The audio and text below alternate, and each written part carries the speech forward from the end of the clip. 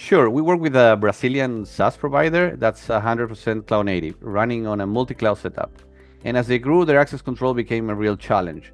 There was no central view of who has access to what, and permissions were granted manually on each platform, right? Google Workspace, Google Cloud Platform, AWS, GitHub, and these are just the beginning. It was difficult to audit and keep in sync with company policies. And I think that the biggest challenge was their dynamic structure. They organized work around project-based teams. So a person's access needs would change constantly based on their team, their role in the team and their department. We had to manage over 100,000 permissions across all their platforms, which was a huge number.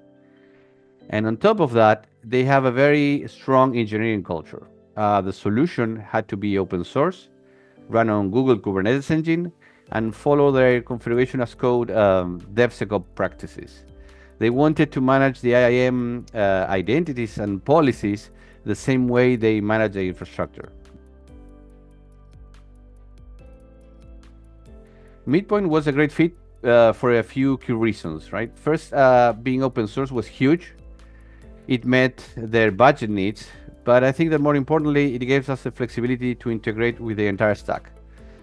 We knew we had to build custom connectors for the specific HR system and cloud platforms, and MidPoint's framework was perfect for that. And it also aligned nicely with their DevSecOps culture. We could manage not only the IAM policies and configuration as code, but also MidPoint deployment artifacts. Check it into Git and deploy it through a pipeline. This was very important for them. And I think that finally simulation tools were critical because it's incredibly expensive and difficult to duplicate a multi-cloud environment for testing. So with MidPoint, we could safely model and test policy changes before enabling them into production, which saved a ton of time and reduced the risk a lot.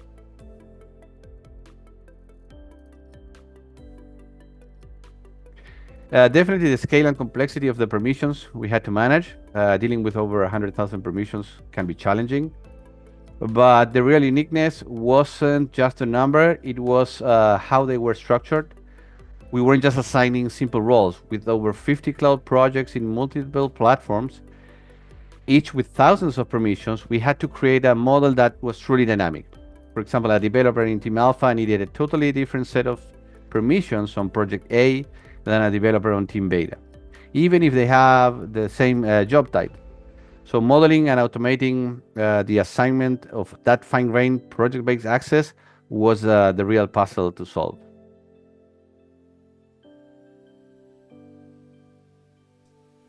I think that the success came down to three key things. We had a really good cultural and technical alignment. MidPoint fit perfectly into their stack, right? We weren't forcing a new methodology on them. We were integrating into the existing Kubernetes and config as code world. This got us immediate buy-in from their engineering team, right? And this was very important. The other thing was the extensibility. This was critical. The project would have failed if we wouldn't be able to connect to everything. The ability to quickly extend MidPoint with custom connectors for the HR system that they had hosting in cloud, and the cloud providers was essential, right?